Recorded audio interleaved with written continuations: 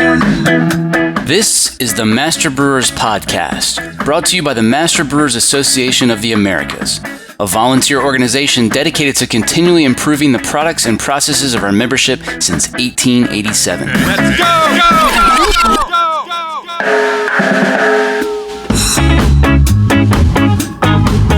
Master Brewers brings you interviews with the industry's best and brightest in brewing science, technology, and operations.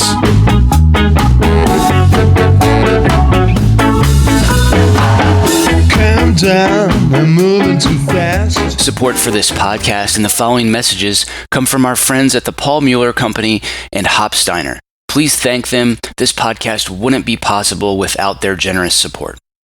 Paul Mueller Company has been manufacturing quality brewing equipment since 1964. Our innovative design and engineering will save you time, labor, and ingredients, sending money back to your bottom line. Learn more about our new mobile hop module at paulmueller.com. This Master Brewers podcast is proudly sponsored by Hopsteiner, a global leader in the hop industry focused on quality, sustainability, and innovation in new hop varieties and hop products. Contact our brewery sales team to provide you with the hop-related tools you need to craft your next great beer. For more information, visit hopsteiner.com.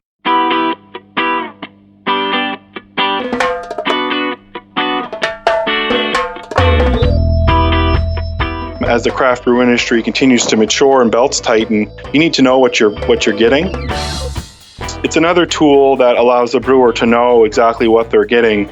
It's my responsibility as the grower to be able to reach those targets and document it. Today on the show, we answer the question, how can brewers assure quality in hops from small-scale growers? Now, here's our guest. Hi, my name's Josh Mayich with Darling's Island Farm in New Brunswick, Canada. Josh, craft brewers are increasingly interested in sourcing hops from local small-scale growers such as yourself. I'd like to start off with your comments on a statement that I find myself making regularly, and that is, local does not equal quality. Comment on that. That's absolutely true. There's a bit of a misconception in some cases that somehow hops from larger growers are tainted or somehow are not as pure.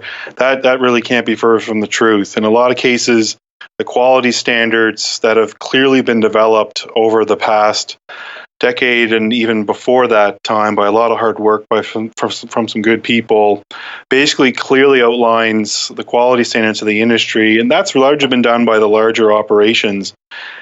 In a small scale environment that's a lot less regulated, a lot of cases these quality standards can be either not known or simply not practically be attainable. And for that reason, in a lot of cases, the quality standards for each variety definitely is from more the large scale growers, and it's kind of the standard for small scale growers to work up to.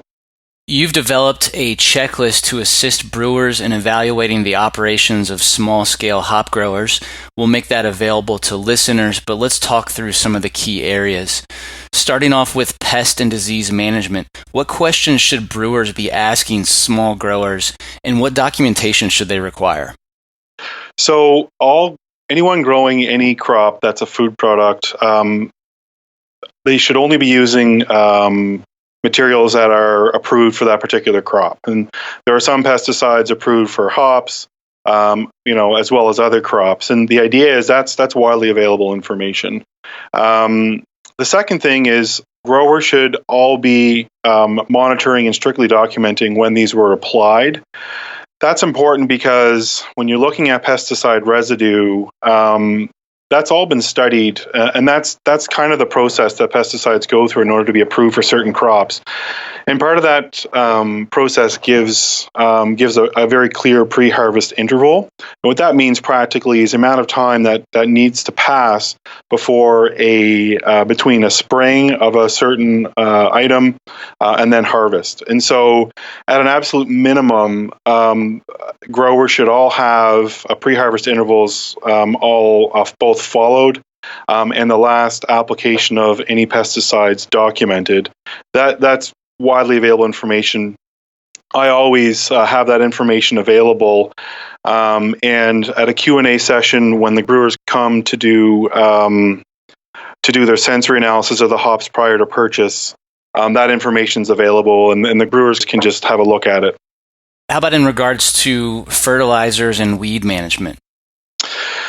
There's a whole bunch of different ways to manage weeds, and there's been a lot of press about glycosides and other things.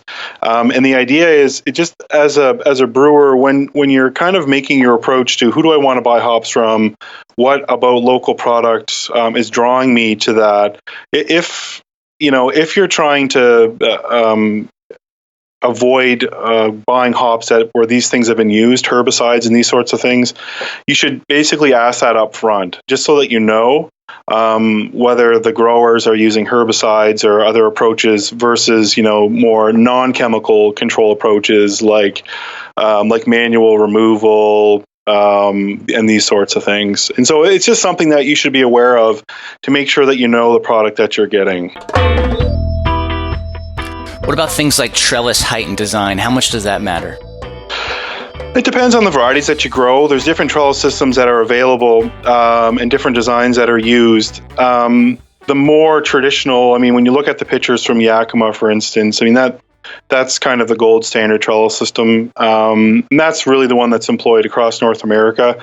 Just with small scale growers trying to save money as well as trouble. And in some cases, having a trellis system of that size isn't all that practical. For that reason, they use other different types of trellis systems. Often what I think of is when you see the trellis system either posted on Instagram or in person, you kind of get an idea of how big the grower is and how serious they are based on how close they are to that clear standard. It's one thing to grow hops, but what happens during harvesting and processing can be just as important and complex. Before we get into how hops are harvested, talk about when hops are harvested. Yeah, this is the hardest part about it, to quote my grandfather. The idea of deciding when hops are to be harvested is often based on a lot of internal research. So I'll just give you, for instance, of what's gone on my small scale farm. The idea is as we move through to select varieties based on clear standards from elsewhere and found the varieties that grew well in our climate, the idea of then determining ideally the ideal training times when the hops are trained, and then understanding when the hops are to be harvested is a result of research. And what we did on our farm is did a weekly harvest and a GC analysis on the hops over a couple of years. And you can see how the chemicals produced by the hops tend to optimize at certain dates. And by repetitively doing this research, you can really start to hone in on when different varieties reach their maximal potential. And that really is probably the most reproducible way to know your harvest timing. There are other techniques done as well, either by straight analysis, and that means basically the grower smelling them and saying, yeah, these smell like they're ready. Dry weight analysis is another means of doing so, but unfortunately both of those tend to be a little less accurate. So we just had Brian Donaldson from Lagunitas on the show recently on the CRISPR episode, and he talked about harvest timing and how there are distinct stages, several distinct stages of ripening that can occur, and different brewers have different preferences for flavors and aromas at the various stages. That's easy to do when you're working with a very large dealer out west, but to what extent should the brewer influence harvest date in regards to small scale hop growers? That's a big part of what we do on my farm, and the idea is when you're trying to offer something unique to brewers as far as a smaller grower goes, this actually becomes increasingly important.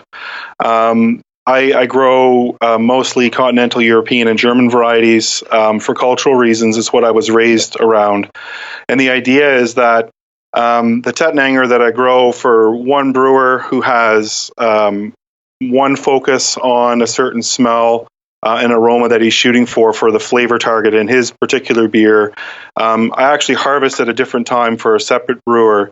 And again, this is a confluence of knowing what the brewer needs as far as their flavor targets are concerned and what the results of the GC analysis have been in the past.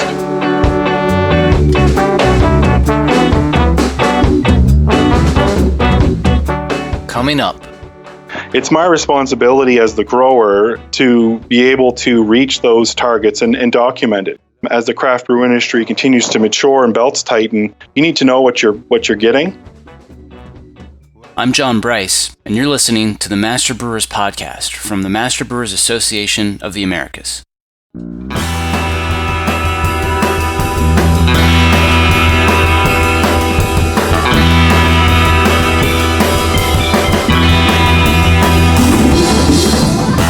Here's what's coming up on the Master Brewers calendar. District St. Paul, Minneapolis meets May 10th. Need to build a food safety program for your brewery? Not sure what's required by law? Register for the Hazard Analysis and Critical Control Points course May 10th in Philly. District Philly meets at the New Yards Brewery the following day, May 11th. District Northwest meets in beautiful Hood River the weekend of May 18th. And District Rocky Mountain holds its technical summit in Fort Collins May 19th. Registration is now open for the ASBC MBAA Brewing Summit, which takes place in San Diego this August. Register at mbaa.com, where you can also view the full calendar of events for more details or find a district meeting near you.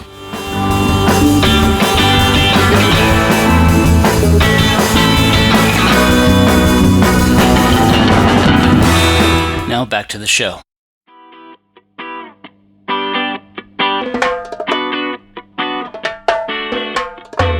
Okay, talk about some of the different approaches to harvesting and what the brewer should be asking the grower. Basically, this goes back to food safety as kind of the number one thing. Once you've established that the product is what you're looking for as far as flavor targeting goes, the second thing is assuring food safety of the product. And really the question you'd ask yourself, and this is in the checklist, is what are the hops touching from being on the bind to being in the mylar, hopefully inert gas flush bag. And so what you're basically doing is looking at the setup, how physically are the binds being brought down? Are they touching the ground? If they are touching the ground, what's on the ground? When was the last herbicide applied? All these sorts of things. Once you know how the hops get to the production barn, then you're looking at the production barn and looking, is this a shabby barn with holes in the side of it, animal droppings, these sorts of things, to the current operation that we have, which is basically an emulation of the standard in the Pacific Northwest, which is a production barn with treated flooring, stainless steel. So really the only thing the hops are touching are food grade materials, with really strict approaches towards sealing the barns and these sorts of things.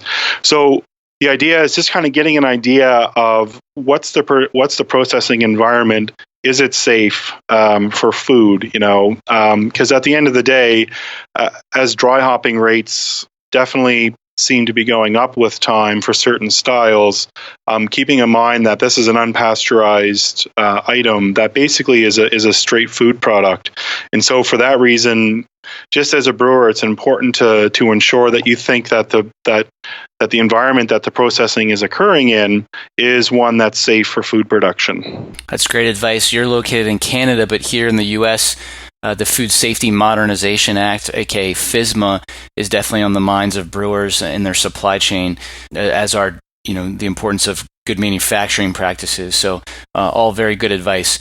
Talk about the basics of drying hops, monitoring moisture during kilning, and packaging and storage. So on our farm, once the hops have been harvested, they're brought into an 8x8 three-tiered dryer that is all stainless steel, except for the outside, which is insulated. There's a little trap door that opens for a moisture meter that's applied to the hops directly. The idea is the hops start, depending on the year, our relative moisture up here near the Atlantic Ocean in Canada is extremely high. And the idea is it goes from somewhere in the 40 percentile range, depending on how moist it is outside. And then they're finally dried by the time they get to the third tier, down to about 9%. Once this is done, the hops are brought to a separate area where they're conditioned to allow the relative moisture to rise somewhere between 9.5% to 10%, depending on the conditions. And at that point, the hops then are baled and cold stored. And at that point, the bales are then pelletized based on demand and contract fulfillments. It sounds like, is that design based on sort of like the European multi-level kilns? You don't see stuff like that so much with the bigger guys in this country. Yeah, I have to say I have a slight bias to my practice. I'm a German-speaking guy, so I would like to emulate the German.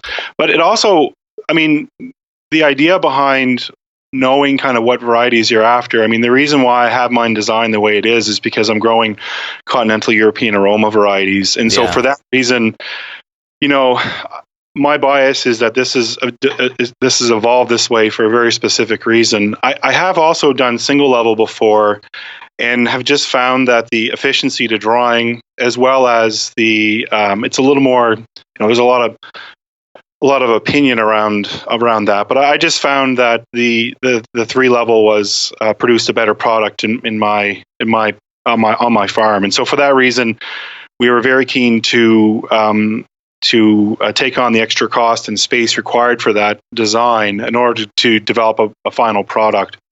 It's also something, when the brewers come and see it, it looks cool and they like the look of it, and they understand how rigid the quality control is, and that certainly helps us with that. So that's the reason we chose that.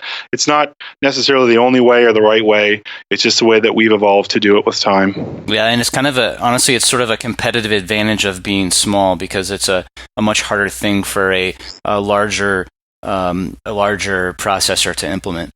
Absolutely. And, the thing about it to understand is, it'd be very hard. And we've done this. We partner with the New Brunswick Agriculture and some of the scientists at Agriculture Canada, looking at different quality parameters. There really isn't much in the way of demonstrable quality difference in our experimentation, looking at oil content, total oil content, before and after drawing using single level versus multi-level. I just find, for me, it's a process that I learned and I'm very comfortable with.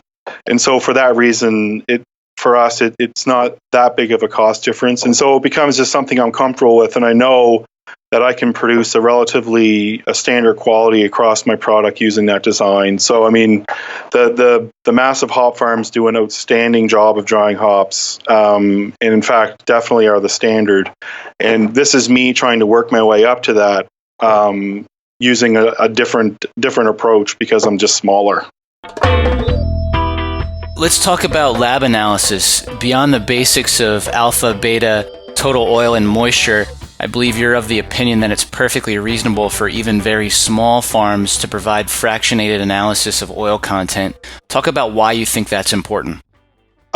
So, the trends are very clear that aroma hops definitely are being grown in greater percentages compared to straight alpha.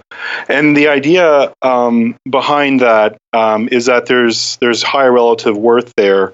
So, as a grower, I don't expect to make the same on my Holler Tower Magnum as I would for my Zotzer, right?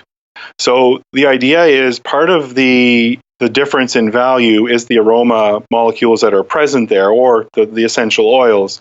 If I'm a brewer, you're going to pay a lot more per pound for the New Brunswick Zotzer that I grow. Just as a, what am I paying for sort of thing, having the fractionated oils allows the grower to definitely earmark yourself versus the clear standard, like Hopsteiner, who definitely has publicly available the oil percentages. You can say, listen, Hopsteiner, this is what their Zotzer looks like. This is what the New Brunswick Zotzer looks like. Here are the differences, and you can look for basic quality differences. Like, for instance, farnesene is a critical component to the aroma in Zotzer. If you're a brewer and you're buying Zotzer, you would expect there to be farnesene present, especially if you're going to use it as a dry hop or as an aroma addition. The idea would be the fractionated oil content allows you to see that open and bare, right? So I'm getting the Zotzer that I expect. Now, sensory analysis and selection is an important part of that too, but it's another tool that allows the brewer to know exactly what they're getting. It's my responsibility as the grower to be able to reach those targets and document it. Because I think the days of saying, this is local Zotzer, I think those days are going to be gone if they're not already. And the idea is that as the craft brew industry continues to mature and belts tighten, you need to know what you're getting. And for me in Canada, getting the expanded oil profiles, you're looking at $100 to $150 per 200 gram sample. Over a lot, that's worth a lot more than that. To me, that's just a good investment.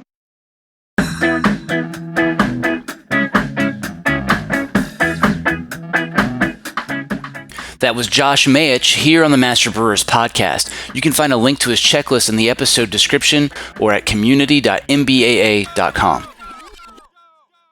One thing I did forget to mention, I was going to put a plug in there. Charlie Bamforth has a book on brewing process and ingredients at your bookstore. Yep. There is a section that he wrote there on hops and on how to purchase hops. It's freaking fantastic. Okay. I was maybe going to put a plug in there for that. Well, I think you just did. Oh, yeah. No, honestly, I when I was just getting into this, the book came out about the quality thing, and it's very insightful. It's very concise. It's well written, and I think all brewers should read that. Since there's that one thing that I should have told you, or maybe two things that you should have known. You'll find a link to Brewing Materials and Processes, A Practical Approach to Beer Excellence by Charlie Bamforth in the episode description or by clicking store from mbaa.com. My heart full of rage. Well, I can't get stuck, I can't be losing too much, and then I'm heading out to any other place. My fist full of courage. My heart full of rage. Well, I can't get stuck, I can't be losing too much, and then I'm heading out to any other place. Calm down, I'm running too fast. Did you enjoy today's episode? Would you like us to keep making more? If so, there's a really simple way you can let us know. Subscribe, rate, and review the Master Brewers Podcast on iTunes, Stitcher, or wherever you get your podcasts.